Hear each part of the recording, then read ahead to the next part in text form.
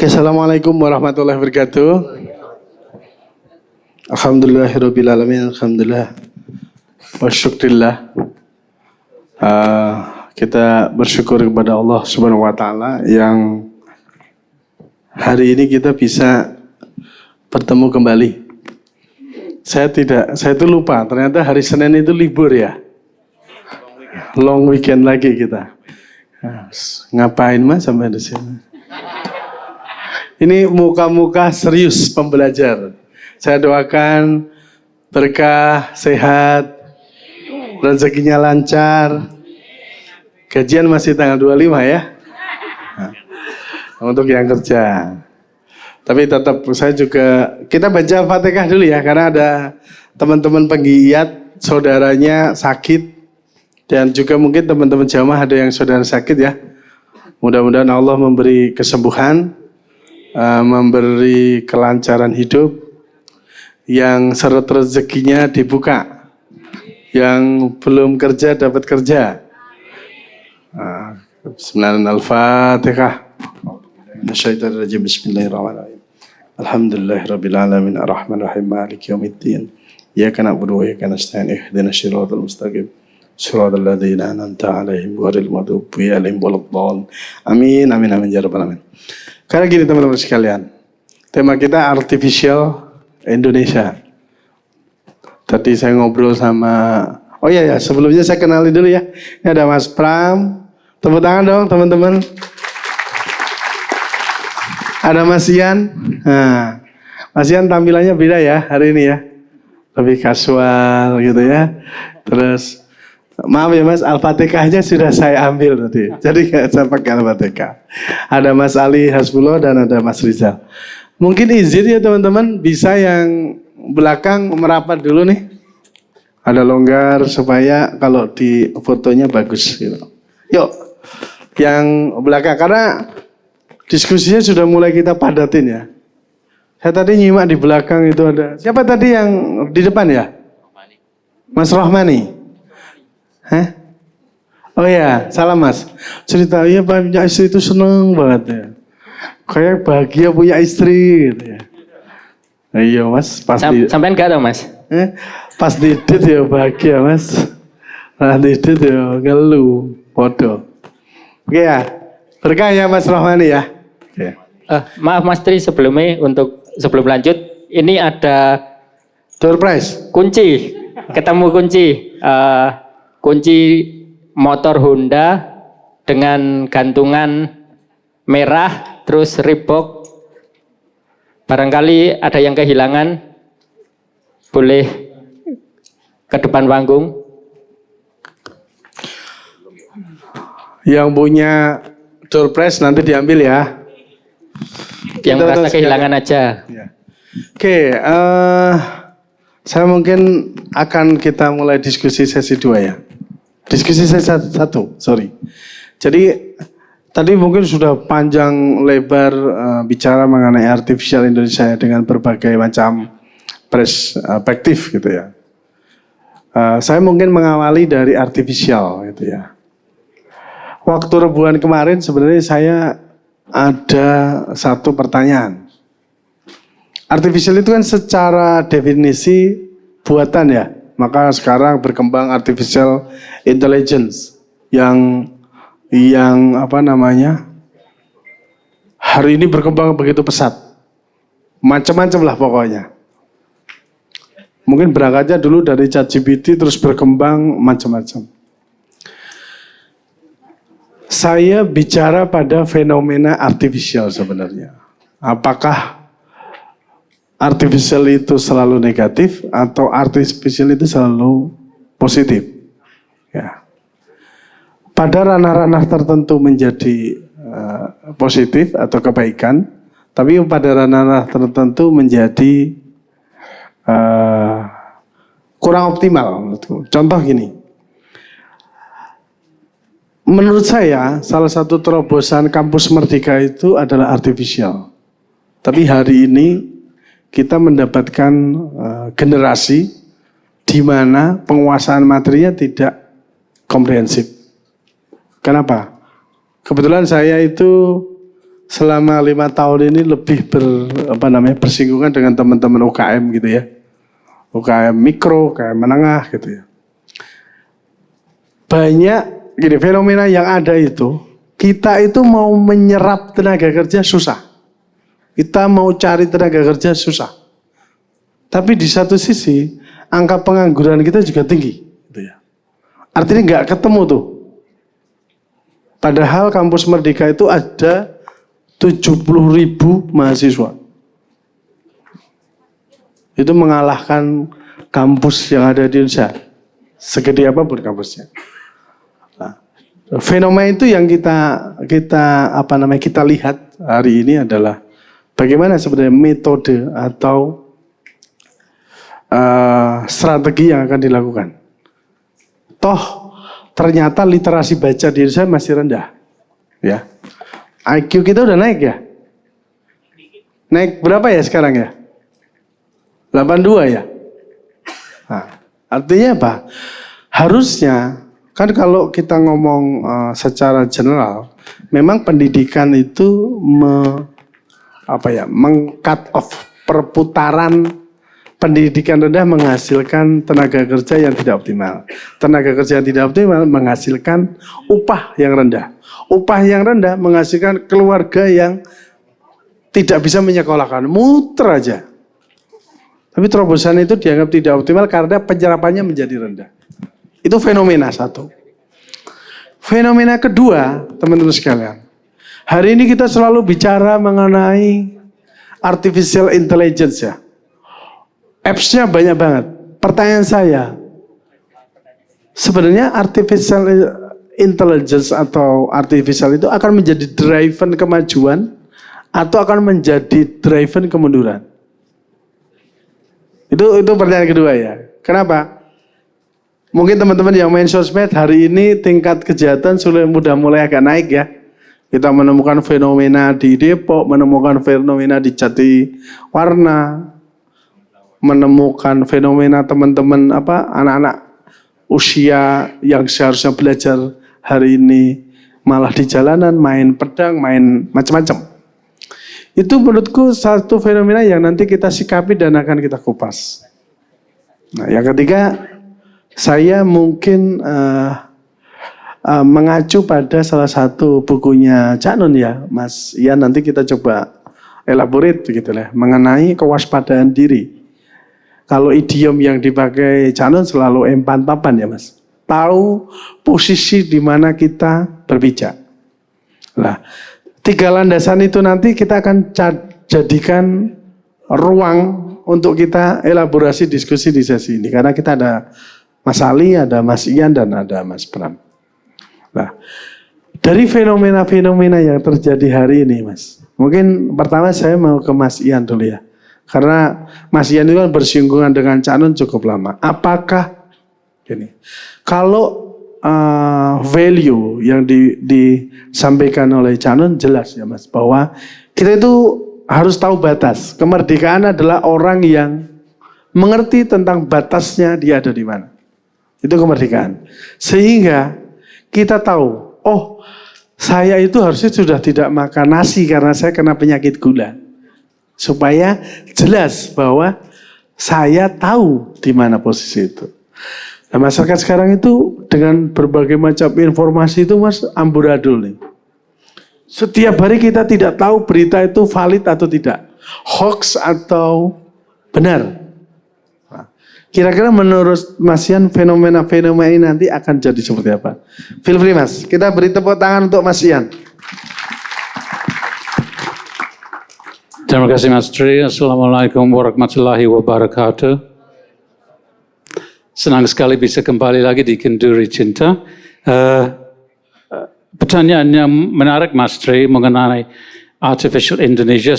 Sebetulnya sebelum saya datang saya tidak terlalu mengeksplor bagaimana. Tapi saatnya Mas Tri mulai menceritakan mengenai kemungkinan untuk artificial intelligence bisa jadi subjek untuk kembangan kita atau kemunduran kita, itu jadi satu faktor yang menarik. Menurut saya, oleh kerana ada segitu banyak information sekarang, Mas. Data di sekitar kita, data kita masing-masing, data komputer setiap kali kita switch on, setiap kali kita pakai smartphone, kita pakai ribuan bytes data.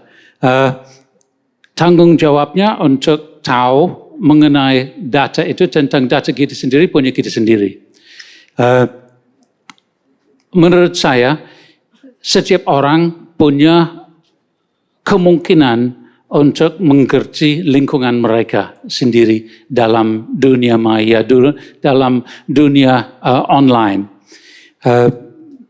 Kalau dalam kerja sekarang, banyak antara kita sudah mulai pakai AI di kantor atau tempat kerja atau tempat kuliah, sekolah, dan di mana-mana. Gampang sekali untuk masuk ChatGPT, Bing, Copilot, masukin prompt, dapat banyak jawabannya, banyak responsnya yang kita bisa pakai.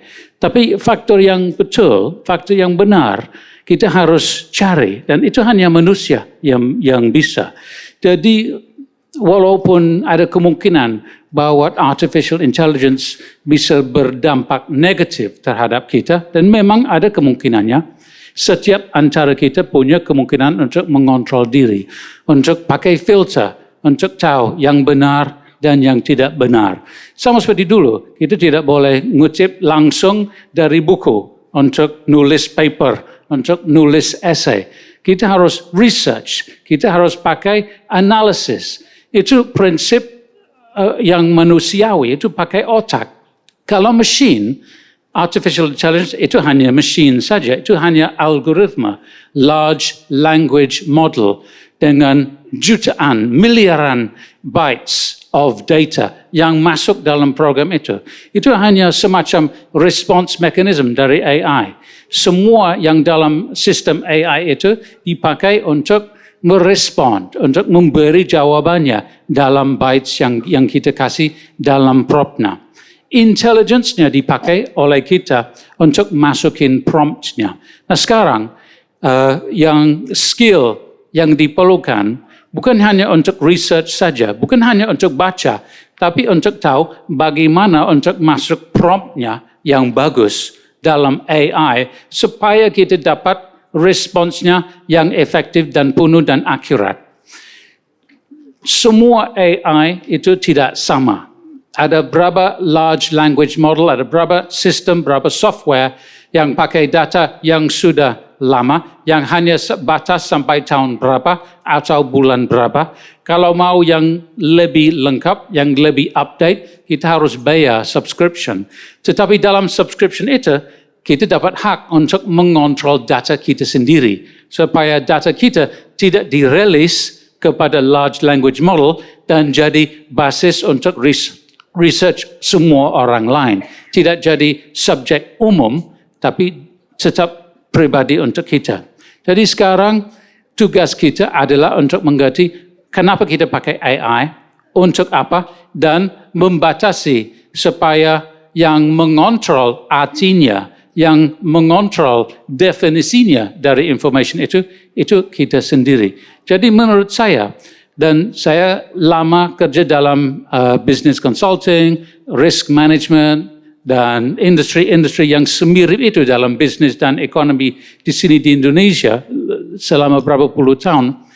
Menurut saya, job sebagai analis, job di sekitar industri itu tidak akan hilang. Malah ya manusia jadi lebih penting. Kita semua bisa pakai data. Kita semua bisa akses semua data dan information itu. Tapi antara kita harus ada yang punya skill untuk masukin promptnya dan untuk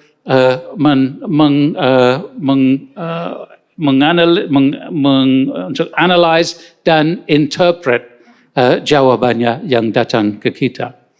Nah, itu hanya artificial intelligence saja.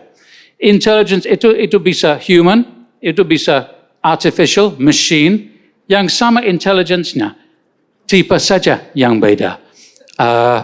Bagaimana kita mengguna intelligence itu beda. Kalau saya saya kembali ke sejarah kita semua sama Mbah Nun dalam gerakan Maya ini.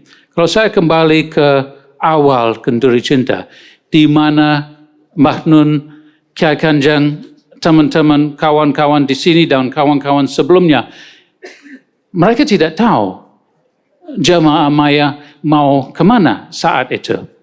Mereka bikin gerakan Maya memang dari lubuk hati untuk menjawab satu krisis yang muncul di Indonesia pas tahun 97 dan 98. Tahun 97 dan 98, Mbah Nun, seperti kita semua tahu, sangat terlibat dalam proses dan progres yang menuju demokrasi di Indonesia. Apalagi di beberapa bulan sebelum Mei 98 dan sesudah. Tetapi, kalau kita lihat buku-buku sejarah tentang Indonesia saat itu, berapa kali kita akan ketemu nama M.H. Ainun Najib atau Cak Nun, apalagi Mbah Nun. Belum ada Mbah Nun saat itu. Berapa kali kita bisa lihat nama itu? Kalau kita teliti, akan dapat dalam catatan kaki, dalam berapa buku. Tetapi bukan Cak Nun, bukan M.H. Ainun Najib yang berikan nama besar untuk sejarah Indonesia. Walaupun di sini kita tahu semua bahwa Cak Nun adalah salah satu pionir untuk demokratisasi di Indonesia pasca Soeharto. Betul atau tidak? Nah, itu satu alasan kita kalau kita lihat demokrasi di Indonesia. Kita tahu ada banyak salah, ada banyak masalah dalam demokrasi di Indonesia. Nah, salah satu alasan Cak Nun mundur dari lapangan politik yang murni adalah karena Cak Nun belum bisa masuk ke dunia politik dengan ketidakjujuran, dengan agresi politik yang diperlukan di saat itu. Cak Nun milih untuk kembali ke lapangan, kembali ke padang bulan, Kenduri Cinta, Obor Ilahi, Mocepot Capat, Bang Bang Wetan, Gambang Syafat, dan gathering-gathering yang lain yang rutin setiap bulan, yang jadi gerakan Maya yang kita tahu sampai sekarang.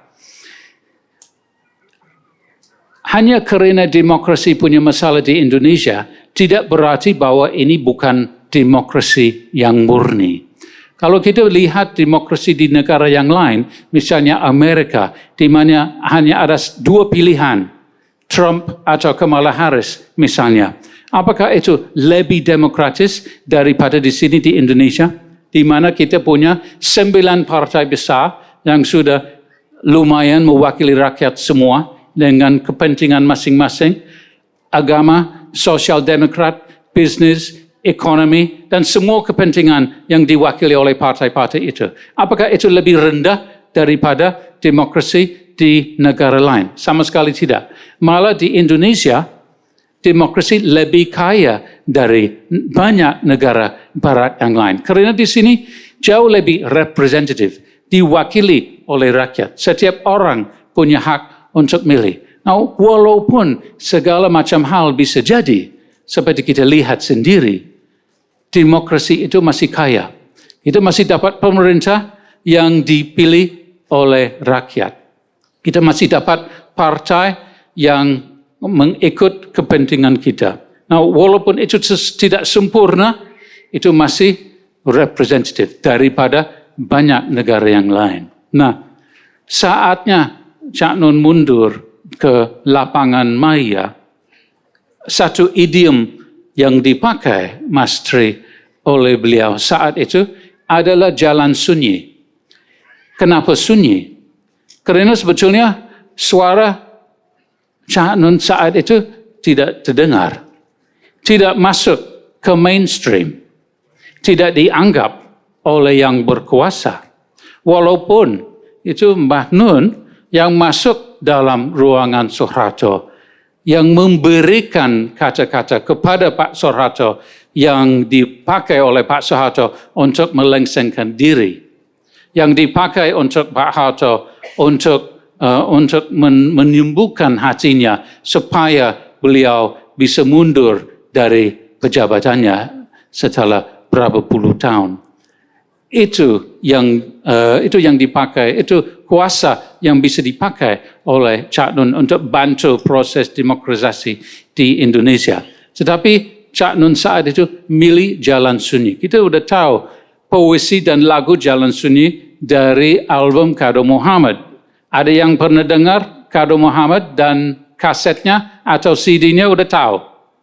Jalan Sunyi adalah salah satu puisi dan lagu yang favorit Cak Nun sama Kiai Ganjar. Kenapa sunyi? Suara tidak terdengar. Tetapi kalau kita lihat, sebetulnya suaranya dari ratusan ribu anggota Jamaah Maya jauh lebih keras daripada komunitas-komunitas lain di Indonesia. Jauh lebih powerful, jauh lebih berarti, jauh lebih islami dan spiritual dari komunitas-komunitas yang lain. Di mana lagi ada ketemuan seperti ini yang setiap bulan, matahari atau hujan, sampai pagi setiap bulan di beberapa kota di seluruh Indonesia. Kita tidak akan ketemu forum seperti ini di Indonesia atau malah di tempat lain. Artinya ini sunyi karena suaranya tidak terdengar. Tetapi di luar, suara itu sangat terdengar. Di luar negeri, ada yang lihat di Australia, di Belanda, di Jerman, di Finlandia, di Italia, di beberapa negara yang lain, suara Mbah Nun terdengar dan dianggap seperti sesuatu yang sangat penting, yang sangat unik, dan sesuatu yang mereka tidak akan ketemu dalam negara mereka sendiri. Dan oleh karena itu, 20 tahun yang lalu, Mas Tri, itu mulai proses untuk buku ini yang namanya Jalan Sunyi MH. Nah, tujuannya untuk buku itu, basisnya adalah untuk menangkap idiomnya Jalan Sunyi. Bahwa sebetulnya ada rombongan, ada rujukan, ada ombak besar yang jadi di Indonesia pas tahun 98 yang sangat berjolak di seluruh Indonesia dan ada dampak di luar negeri sampai semua tiba-tiba tahu Indonesia. Indonesia masuk dalam berita BBC, CNN di seluruh dunia karena ada kerusuhan di Mei 98. Proses reformasi yang berikut itu proses yang sangat terpimpin oleh Cak Nun. Tetapi saatnya mundur untuk memimpin gerakan Maya dipakai Jalan Sunyi sebagai idiomnya. Tetapi di luar itu dianggap seperti sesuatu yang unik yang tidak pernah dilihat. Jadi Indonesia bisa dilihat dari dua sisi. Dari negara yang sedang masuk dalam ombak revolusi yang menuju demokrasi, dan satu sisi di mana ada gerakan spiritual seperti Maya ini yang mereka sangat mau belajar. Sampai Cak Nun dan Kiai Ganjar diajak kepada semua negara itu selama berapa tahun. Dan semua dipakai dalam idiomnya Jalan Sunyi. Di Indonesia, Cak Nun tidak dianggap sebagai orang besar atau orang penting dalam mainstream sastra atau politik. Tapi di luar negeri sangat dianggap sebagai penulis yang penting. Bukan hanya penulis yang penting, tapi seorang maestro, master of his arts di Italia. Saatnya di tahun 2005, barusan ada paus di sini minggu lalu. Saatnya wafat Paus Yohanes Paulus II di tahun 2005, Kiai Kanjeng dan Cak Nun diundang ke Roma untuk ikut prosesnya wafatnya, dan ada pementasan khusus oleh Kiai Kanjeng di sana di Roma untuk wafat pausnya. Bagaimana mungkin ada kelompok yang 100% Muslim dari Indonesia, negara yang mayoritas Islam, yang bisa diundang ke Roma, pusat Katolik dunia, untuk menyanyi dan mementas dengan gamelan segala untuk wafatnya paus. Itu tanda bahwa ada sesuatu yang sangat-sangat khusus di dalam mereka. Dan itu di-recognize, di-acknowledge oleh rakyat-rakyat dan pemimpin di beberapa negara yang lain. Bukan hanya di Italy, juga di Australia. Saatnya Kiai Kanjeng dan Cak Nun diundang ke Australia untuk menafsirkan ideologi Islam yang untuk memberikan semacam seminar dan workshop tentang Islam yang radikal, Islam yang moderat kepada orang Australia yang tidak punya pengalaman untuk tahu, untuk mengerti terminologi seperti itu. Semua itu sesuatu yang di Indonesia sangat-sangat sunyi. Cari saja berita tentang jalanannya Cak Nun dan Kiai Kanjeng ke negara-negara tersebut. Jarang sekali ada, kecuali yang diberikan oleh saya atau teman-teman langsung kepada media untuk mereka bisa nulis sendiri. Selain Roma di Italy, selain Melbourne di Australia, juga ada Finlandia, di mana Kiai Kanjeng dan Cak Nun masih dalam budaya sunyi diundang untuk bantu rakyat Muslim berintegrasi kepada mainstream society di Finlandia. Di Finlandia di mana ada beberapa masalah antara kelompok-kelompok beragama, ras, dan lain-lain di negara tersebut. Cak Nun dan Kiai Kanjeng bisa bantu dengan musik, dengan pementasan, dengan dialog dan diskurs di sekolah, di masjid, di gereja, sama seperti di Belanda, di Netherlands, di mana saatnya ada film oleh Geert Wilders, Fitnah. Cak Nun diundang lagi sama Mbah Via, sama Mas Sabrang untuk datang, untuk bantu menafsirkan bagaimana itu bisa jadi, untuk membantu proses untuk healing antara kelompok-kelompok, antara kelompok Kristen, antara rakyat Muslim di Belanda, di 7 kota. Bagaimana metodologinya?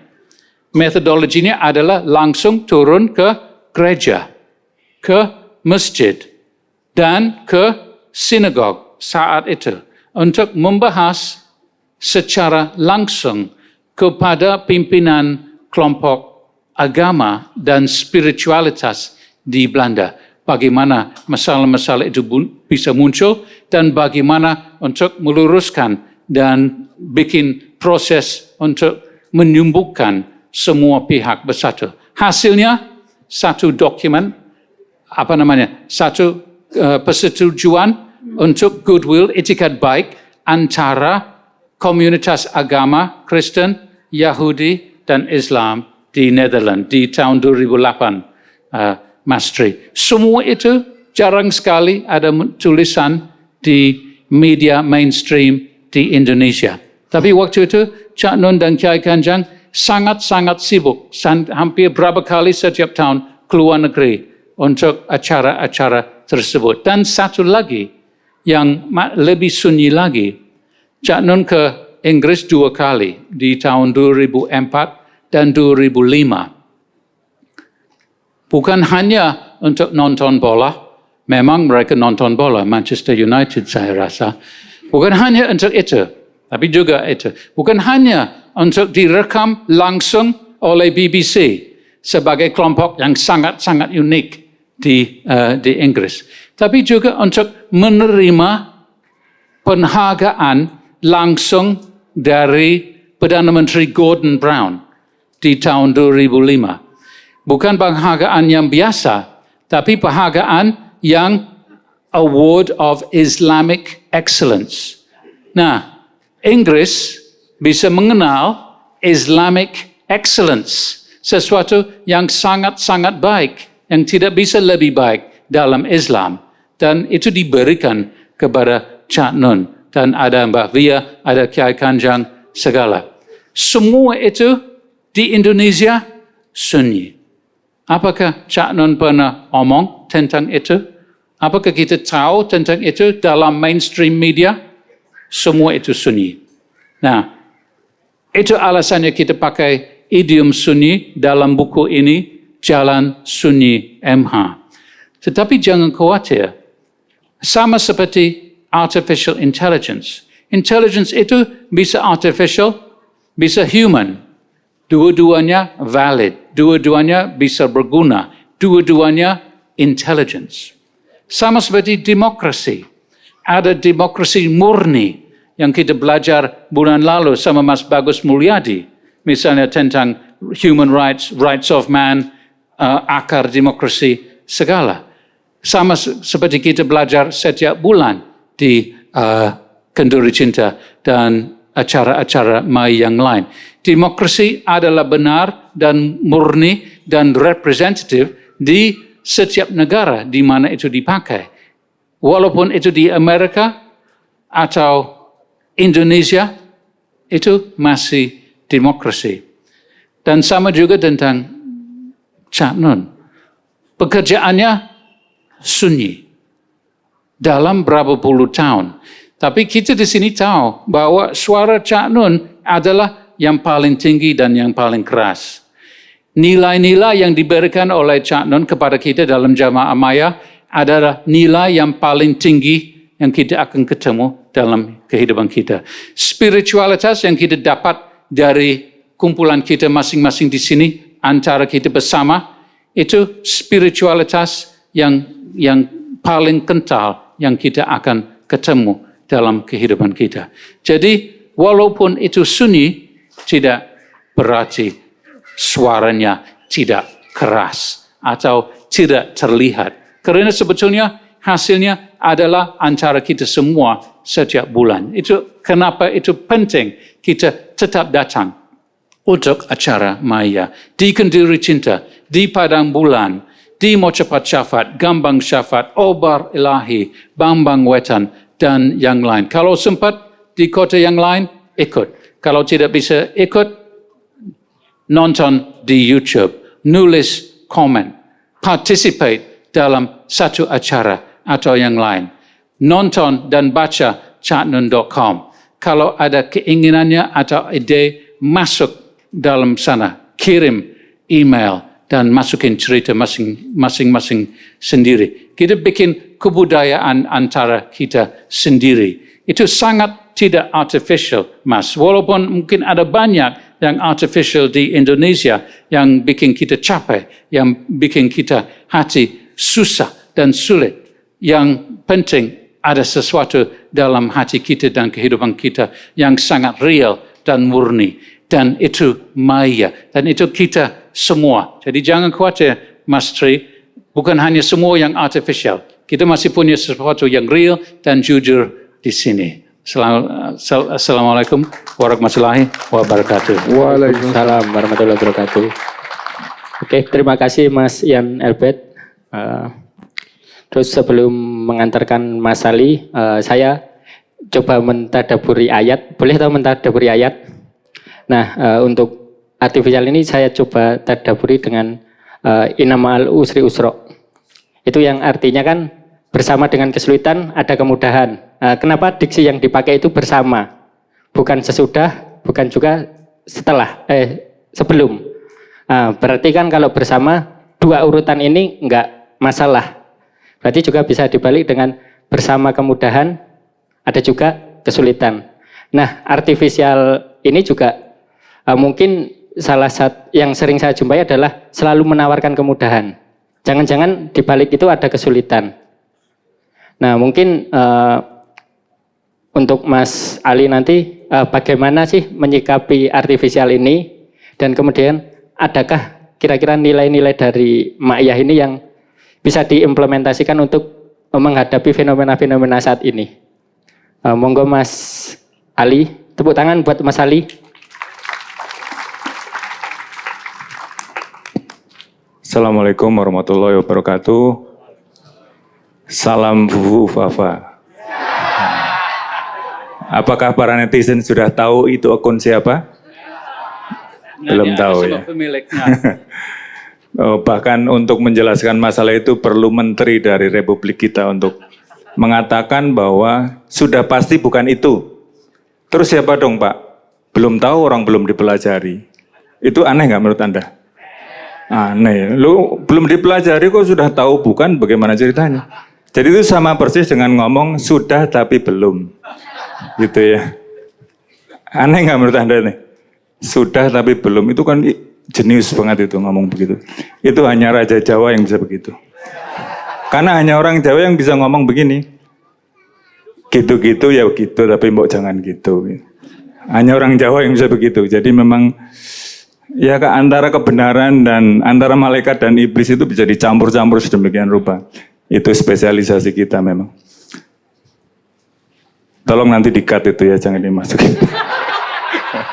Tapi saya nggak nyebutin nama sekalipun loh, jadi harusnya nggak apa-apa. Menurut Bang Rocky itu even presiden sebagai fungsi itu boleh loh dicaci maki, asal jangan orangnya. Apalagi saya nggak nyebut orang gitu, berarti nggak apa-apa harusnya. Itu fungsi kok Mas. Hah? Kalau fungsi nggak apa-apa. Fungsi ya. Bang Rocky itu, maksud Pak Rocky Gerung, selalu bisa lolos dari jerat dalam kutip pidana itu karena memang ya beliau sangat menguasai filosofi hukum dan selalu yang dikatakan loh saya mengkritik dengan keras fungsinya bukan orangnya. Jadi saya tidak merendahkan orang tapi merendahkan fungsi. Kalau fungsi itu dijalankan dengan sebaik-baiknya ya saya nggak akan kritik. Kira-kira gitu ya. Oke. Makanya tadi sempat ngobrol sama Bang Hensat di Alia, katanya dari salah satu followernya Bang Hensat itu melihat judul Artificial Indonesia ini komennya adalah wah KC ini makin berani katanya, makin berani. Jadi kelihatannya teman-teman sudah atau yang mengikuti medsosnya KC dari awal sudah mengira bahwa pembahasannya akan panas gitu ya karena artificial Indonesia. Padahal sebetulnya secara etimologi itu kan artificial kan, saya bukan ahli bahasa tapi saya chat GPT aja itu. Ya ini para Gen Z ini pasti sangat paham. Jadi secara etimologi itu kan artificial itu sesuatu yang dibuat dengan keterampilan gitu. Atau buatan manusia lah kampanye, karena manusia yang punya keterampilan. Jadi kalau ngomong secara istilah ya semua kebudayaan ya artifisial. Mana ada yang kebudayaan yang bukan buatan manusia ya kan? Baju kan buatan manusia. Baju emang ada yang alami, kecuali kita tutupi godong pakai itu alami. Tapi baju ini kan artifisial gitu ya. Jadi sebetulnya artifisial itu kata yang kalau di bahasa Inggris, kata yang bisa dimaknai positif atau negatif gitu. Kalau di bahasa Inggris kan ada artificial limb gitu ya. Misalnya kaki palsu. Nah, itu kan sesuatu yang positif, itu sangat membantu kemanusiaan. Orang menjadi bisa jalan, bisa beraktivitas semula setelah diamputasi. Atau artificial reef, karang buatan untuk mencegah abrasi. Itu sesuatu yang positif. Gitu. Tapi memang atau artificial intelligence ini kan kalau itu masih menjadi perdebatan apakah itu akan mengeliminasi manusia ataukah akan membantu manusia mengeliminasi ras manusia atau akan membantu peradaban manusia menuju peradaban yang kita tidak bisa bayangkan. Itu masih ada dua kubu yang berdebat keras soal itu. Yang masing-masing sama pakarnya dan sangat kredibel dalam bidang itu. Dan memang kita masih tunggu ini apakah artificial intelligence akan membuat kita makin terjerumus di dalam kebinasaan gitu ya. karena makin banyak orang nggak kepake di pekerjaan karena sudah tergantikan, atau malah mungkin membuat peradaban kita lebih maju dan membuat kehidupan yang lebih baik bagi semua orang. Kita akan lihat. Oke, di luar itu, jadi saya lanjutkan lagi bahwa kata artificial itu bisa positif, bisa negatif. Nah, sayangnya memang di kita ini yang menjadi di bahasa kita lah, itu lebih artificial itu bisa. Jadi kalau gampangnya, kalau bahasa Indonesia, kalau yang positif itu kita bahasa Indonesia menjadi diartikan buatan gitu ya, kaki buatan, karang buatan dan sebagainya. Menjadi negatif ketika kata-kata itu menjadi dibuat-buat, yaitu misalnya senyum dibuat-buat, kelihatannya lugu tapi ternyata begitulah gitu ya, kita tahu. Kelihatannya demokrasi, tapi sebetulnya apa? Oligarki. Ya kan? Emang kita demokrasi? Dari dulu Cak Nun mengkritik itu. Emang kita demokrasi? Orang kita nggak bebas milih kok. Yang kita pilih itu kan yang disodorkan oleh para pemegang saham partai. Jadi makanya, kalau demokrasi kan saya harusnya bebas milih siapa saja dong. Makanya kemarin saya dengar juga Bang Rocky, thresholdnya itu harusnya 0%. Siapa saja berhak mengajukan diri dan siapa saja berhak dipilih. Apa itu mungkin? Ya mungkin saja, apalagi dengan teknologi sekarang. Kalau dulu mungkin rada susah. Tapi dengan kemajuan teknologi sekarang, kalau serius kan sebetulnya bisa itu diimplementasikan. Serius diidentifikasi penduduk, punya identifikasi yang jelas, verifikasinya jelas. Terus nanti mungkin ada mekanisme untuk, kalau Bang Rocky bilang kan, menguji etikabilitasnya. Setelah etikabilitasnya lolos, nggak pernah bohong. Bohong terus sudah pasti dicoret gitu ya. Nggak pernah, nyolong gitu ya, etikabilitas. Nggak pernah narkoba, Mas. Hah? Nggak pernah narkoba. Oh ya, narkoba benar. Siapa yang? Ada lah. Oke. Etikabilitas. Kalau udah lolos baru intelektabilitas. Ini orang paham nggak nih ngomong nih? Emang ada hilirisasi digital? Misalnya ya. Ngerti nggak apa yang diomongin? Loh, pemimpin kok dia harus punya abstraksi kemampuan untuk abstraksi yang sangat clear gitu. Abstraksi, maksudnya kemampuan untuk persoalan kan sangat kompleks. Dia harus bisa melihatnya dengan jernih gitu loh.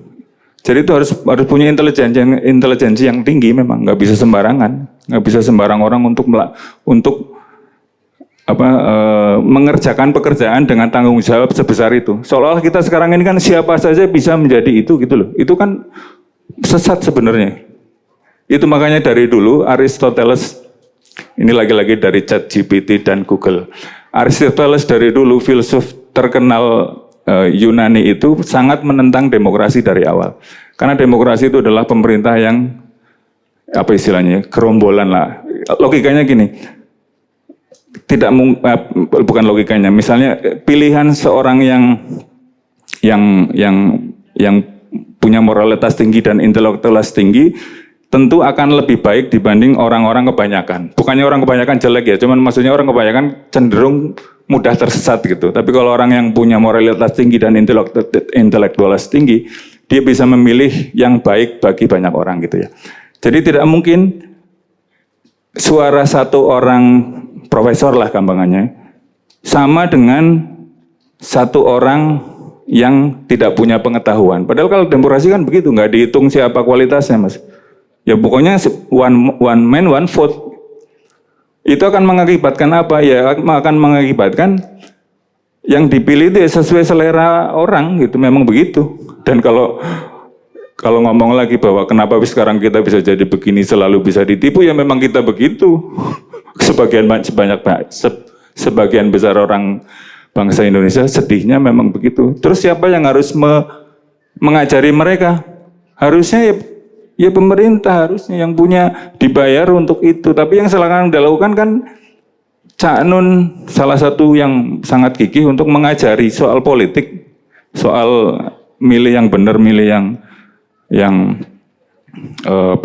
yang palsu, yang asli yang palsu.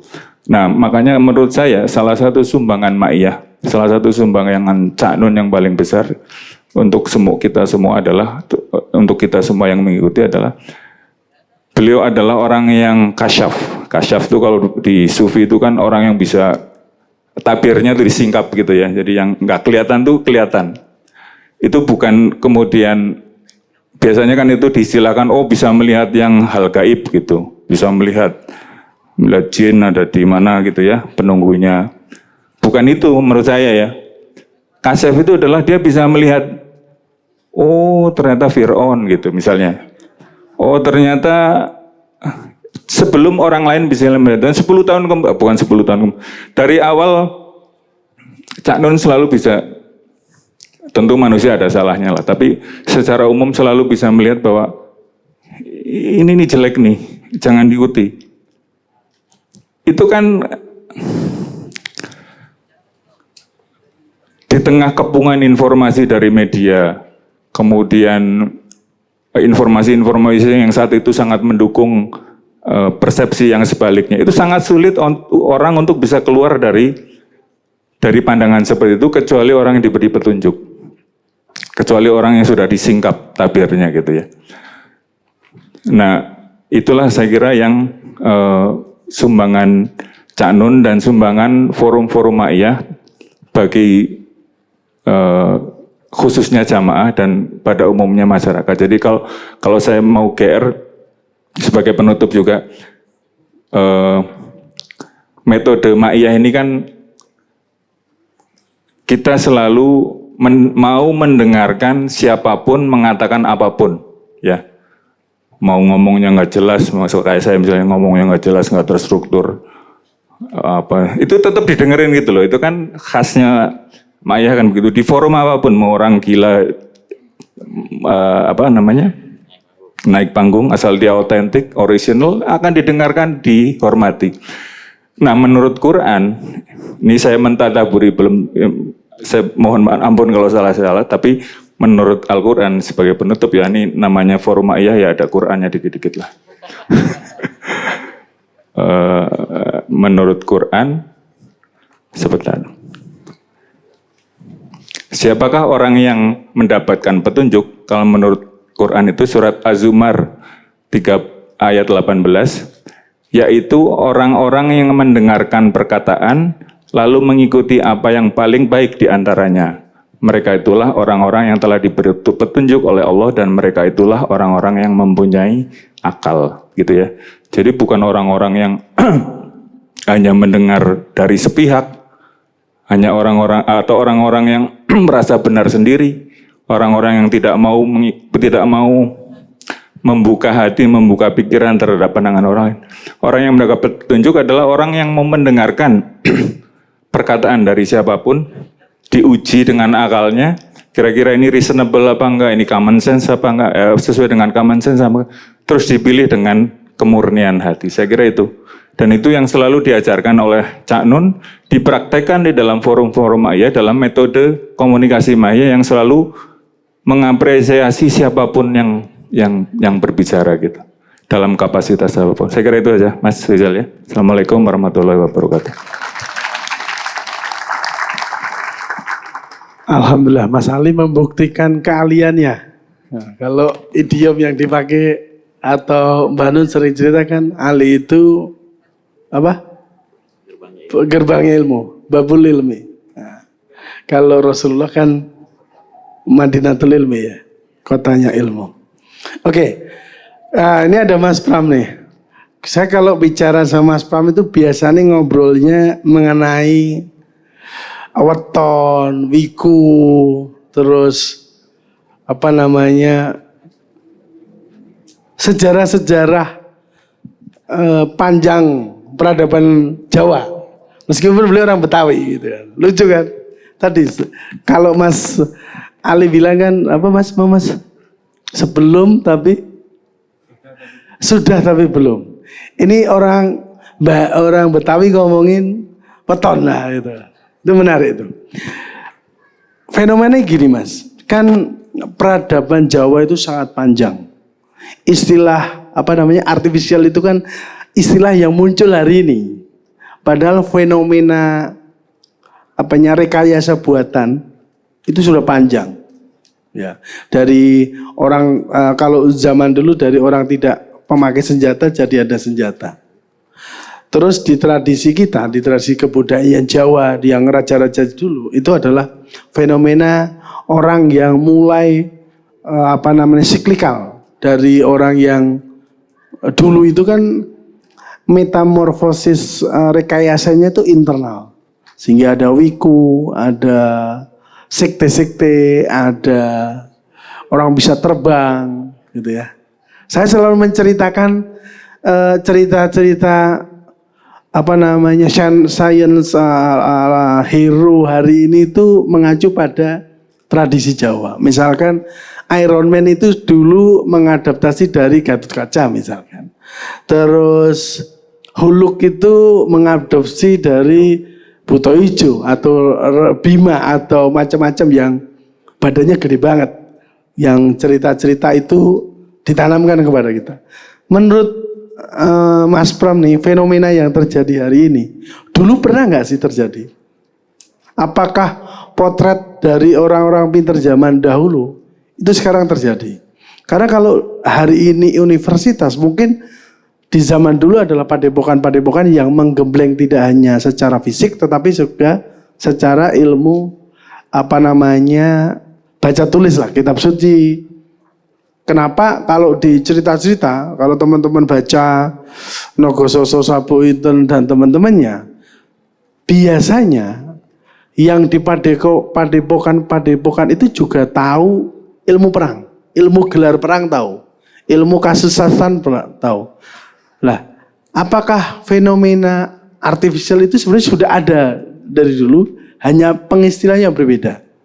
Terus kan kayak Neptu Primbon itu juga penemuan-penemuan Mas. Yang tadi Mas Ali bilang, bisa negatif, bisa positif, bisa kemajuan, bisa kemunduran. Menurut saya itu sebuah kemajuan karena dia bisa memprofiling orang sehingga ini cocok jadi A, cocok jadi B, cocok jadi D. Itu juga artificial dalam bentuk yang lain. Kira-kira gimana tuh Mas? Ya, mumet kan? Tepuk tangan dulu Mas. Assalamualaikum warahmatullahi wabarakatuh. Ya teman-teman, ini saya dikasih PR-nya panjang bener ini apaan tadi. Tapi jangan panjang-panjang ya Mas jelasnya ya. Oke, nggak usah panjang-panjang. Sebenarnya kita dilatih ke sini itu salah satunya sama Mbak Hanun itu mengakui ada masalah atau enggak sebenarnya. Kan sering dikasih pandangan ya. Ini begini nggak bener loh, ini begini nggak bener. Pandangan itu fungsinya adalah warning ya, bahwa itu kita harus ada kesadaran bahwa itu ada masalah sebenarnya. Tapi kalau misalkan orang itu denial ya misalnya ya Mas, atau misalnya nggak percaya itu, ya kita nggak masalah kok. Orang tinggal mainin narasi aja gitu ya. Nah, kalau cerita Mas Tri tadi, apakah zaman dulu itu orang sudah ada padepokan? Iya, sudah ada kayak asrama. Jadi sekolah-sekolah Dharma itu di zaman dulu sudah ada. Dan yang diajarkan memang sebenarnya sama. Artinya kalau memang orang yang di satu tempat tertentu ya, kayak padepokannya gitu ya. Ada yang bisa pandai besi, belajarnya ke sana, yang spesialisasinya ke sana juga. Jadi kalau misalkan universitas, misalnya kedokteran itu paling bagus Unair ya, yang ada kasusnya. ya itu bisa belajar ke tempat-tempat yang spesifik. Ya, dulu itu bertukar-tukar. Orang yang mau belajar mengenai yang tertentu yang dibutuhkan, misalnya ilmu padi atau ilmu itu ada tempatnya sendiri-sendiri, ada spesialisasinya. Kalau emang dekat, misalnya padepokannya dekat-dekat dengan laut, ya itu kalau belajar laut ke sana mengenai itu. Cuma saya mau geser sedikit Mas. Jadi ini penting ya kalau kita harus tahu ada masalah atau enggak, diakui dulu yang pertama ya. Misalnya kita ngelihat fenomena sekarang ada ini kayaknya nggak beres ya, harus diakui dulu. Kalau nggak diakui cenderung denial, maka nggak akan selesai solusinya. Nah yang kedua ya, biasanya kalau orang yang tahu ada masalah, dia harus mendeskripsikan masalahnya itu apa. Nomor dua, karena kalau dia nggak bisa deskripsikan, itu maunya uring-uringan berarti. Jadi kalau misalnya kita tanya nih, ada masalah nggak sih? Nggak ada. Wah, nggak ada kok gitu nadanya. Terus kenapa nih? Cari sendiri gitu, pikir sendiri. Nah, bingung kan tadi jawabannya. Itu nggak bakal mau diselesaikan, ya udah diamin aja dulu, ya. Karena posisinya dia tidak emang mau uring-uringan, ya sudah, ya. Nah, kemudian setelah kita tahu masalahnya, deskripsi masalah itu, ya termasuk ya nanti kalau teman-teman bisa misalkan bertanya, itu sebenarnya udah paham mengenai deskripsinya masalahnya di mana. Kalau belum paham deskripsi masalah atau belum tahu mendeskripsikan, pasti nggak bisa bertanya juga, Mas. Bener nggak? Ada yang bisa nanya sesuatu yang kira-kira dia nggak paham. Mungkin kalau anak masih SD, Pak ini fungsinya apa sih? Oke, tapi kalau misalkan dia punya masalah bisa deskripsikan, minimal dia sudah tahu masalahnya dan ini bisa kita selesaikan. Nah, masalah kita kan banyak ya, nggak cuma di internal, tapi di ya mungkin tadi pilihan politik, dan itu butuh narasi tadi baik lagi. Nah, sorry, saya lanjut lagi ya. Setelah kita tahu nomor 2 ini mendeskripsikan masalah, yang ketiga sebenarnya udah fokusnya ke solusinya apa. Solusinya apa? Kadang-kadang ini dia begini nih, ngomongin masalah lagi kan. Gara-gara ini begini nih, makanya begini. Ya, akhirnya masalah lagi terus diomongin. Nah, itu harus lanjut ke fokus solusi. Yang ketemu kemudian nomor 4-nya jangan ngulangin atau bikin referensi dari masalah yang sudah lewat. Itu mudah-mudahan bisa solving gitu. Nah, masanya lari ke sini kenapa? Karena untuk bisa tahu bahwa itu misalnya rakyat itu atau negara atau mungkin kehidupan rakyat yang bermasalah, itu kalau saya lihat dari kitab, saya ngambil ngutip Ihya Ulumuddin ya. Iya, itu di bab 2. Jadi kerusakan di rakyat itu karena kerusakan penguasanya. Kerusakan penguasanya karena ulamanya juga rusak. Jadi salah satu yang saya ikuti Mbah Nun ini ya, dia bisa tetap bersuara untuk ya nggak ikut-ikutan rusak. Karena kalau misalnya sudah ulama-ulama misalnya sudah lebih takut kehilangan harta atau jabatan, maka suaranya nggak ada. Sekarang ada tokoh kritis mungkin ada beberapa ya, cuman yang bisa ngasih wejangan mungkin ke pimpinan atau ke pemimpin nasional itu salah satunya Mbah Nun. Dan kita ikut parameter itu untuk bisa dalam tanda kutip tetap waras gitu, maksudnya nggak ngikut-ngikut yang, karena gini, manusia itu pada dasarnya nggak bisa diatur kalau kelompoknya sudah banyak. Akhirnya dia akan bikin yang namanya mitos atau semacam ya mitos, sebenarnya mitos ya. Mungkin kemarin Dokter Ryu sempat ke sini ya. Salah satu yang dia katakan itu, kalau ngatur orang, misalnya contoh tadi, ada orang yang cuma 50 orang ya, mungkin bisa sampai kenal muka, kenal nama ya. Tapi kalau sudah mulai membesar, nanti dibikin seolah yang untuk bisa memimpin orang ini itu kalau nggak keturunan dewa nggak bisa. Misalnya kayak kita lihat di mana tadi Jepang ya. Jepang itu dari sebelum Masehi sampai sekarang keturunannya nggak putus tuh. Narasinya apa? Narasinya adalah kaisar itu keturunan dewi. Ini dewi ya Mas. Kalau Asia Tenggara itu semuanya dewi rata-rata namanya. Kalau yang nanti ke sana nanti jadi dewa laki-laki. Jadi sini kebanyakan perempuan. Ya. Nah, itu yang narasi itu dibutuhkan untuk menggerakkan orang, ya contoh yang lain ya. Kenapa Tuhan menciptakan ada rasa yang sifat atau misalnya realitas yang sifatnya subjek, itu sakit ya. Saya dicubit, oh ini sakit. Itu subjek. Saya mungkin Mas Tri nggak tahu kalau saya lagi dicubit sakit gitu. Tapi kan saya ngeluh misalnya. Atau realitas sifatnya objektif, itu yang kita lihat langsung ya, lampu ini nyala. Lampu ini ada terang ini karena ada pantulan cahaya dan lain-lain. Ini sifatnya objektif. Ada yang diantara itu, mungkin disebutnya interpersonal objektif atau fictional reality. Kenapa Allah menciptakan fictional reality kira-kira? Ada yang tahu nggak Pak? Kok orang bisa percaya ada ini? Ya karena tools kita buat mengenal Tuhan sebenarnya. Tapi kemudian tools ini dipakai untuk apa? Mencetak uang. Orang percaya bahwa uang itu lebih kuat daripada Tuhan. Akhirnya fiksi-fiksi ini akhirnya dibuat seolah-olah lebih kuat dari itu. Menuhankan sesuatu salah satunya adalah kalau kita Jawa itu nafsunya itu dikekang harusnya. Latihannya seperti itu banyak buku-buku yang sudah lampau ya. Dari mulai Pustaka Weda Sasangka atau Sewaka Dharma dari Sunda juga ada yang ngebahas itu. Sampai yang tapi agak-agak aneh memang kita dulu itu untuk resi-resi Mas. Jadi nggak cuma rakyat biasa sebenarnya. Kenapa mereka itu dididik di level-level Brahmana, bukan di level rakyat biasa, enggak. Karena mereka yang menjalankan polisinya. Jadi sebenarnya kalau misalkan ada mesin partai, harusnya orang-orang yang ini terpilih ini ya. Itu kalau mengikuti cara zaman dulu, ini orang-orang terpilih semua yang jadi pemimpin harusnya. Tapi nggak diikutin tuh Mas. Mana yang duitnya gede aja. Betul nggak?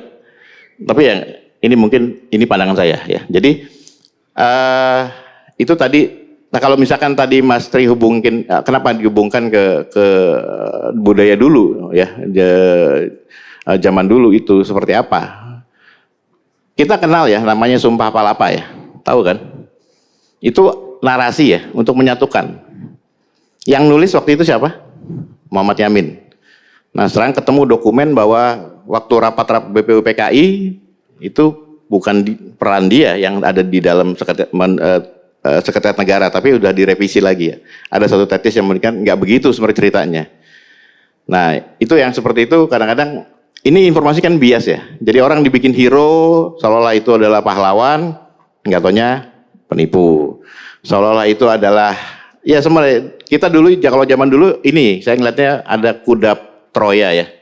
Dihadiahkan karena nggak bisa tembus ke dalam ke dalam benteng, akhirnya dikasih hadiah kuda Troya yang isinya adalah pasukan malam-malam itu dibunuhin. Kalau mungkin sekarang bentuknya bansos ya Mas. Nggak tahu tuh. Tapi itu salah satu yang untuk kuda Troya ngerusak itu ke dalam supaya ini juga cari satu fenomena yang ini ya. Maksud saya agak sedikit aneh. Misalnya ada orang yang bilang, loh dia juga begitu kok. Jadi itu dimaklumin sebenarnya. Jadi orang pernah waktu itu Mbah Nun tuh cerita mengenai ada orang yang maling, dia nggak suka bukan karena malingnya, tapi karena bukan dia yang maling. Nggak suka korupsi, nggak suka orang lu pakai fasilitas negara lo gini-gini, ya kan bukan lu yang pakai. Kalau dia yang pakai, mungkin dia senang-senang aja. Nah itu jadi mental yang menurut kita nggak bagus gitu di situ, ya kan?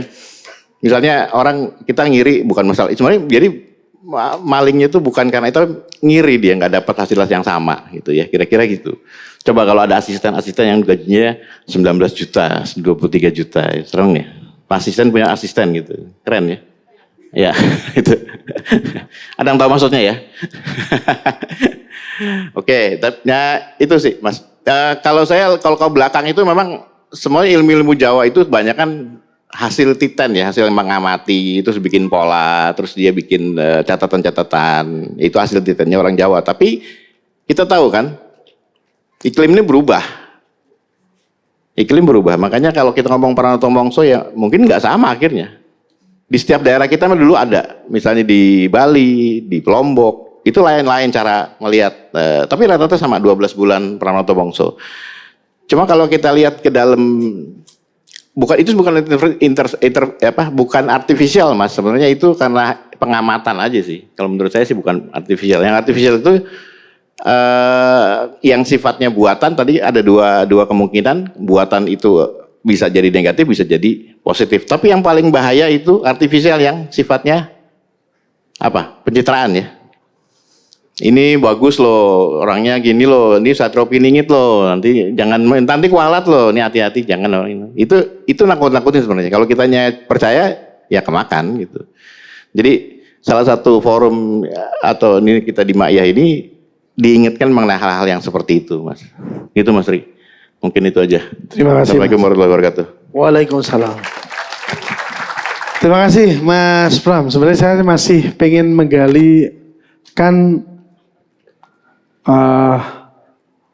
berangkatnya artifisial pasti berangkat dari fenomena dan temuan itu. Jadi orang melakukan atau menemukan sesuatu untuk mempermudah. Konsep awal itu, meskipun segala temuan atau segala yang sifatnya buatan itu pasti ada dua sisi dua sisi yang harus kita petikkan. Oke, teman-teman sekalian, nanti saya mungkin minta 1-2 pertanyaan sambil kita nanti akan jeda dulu.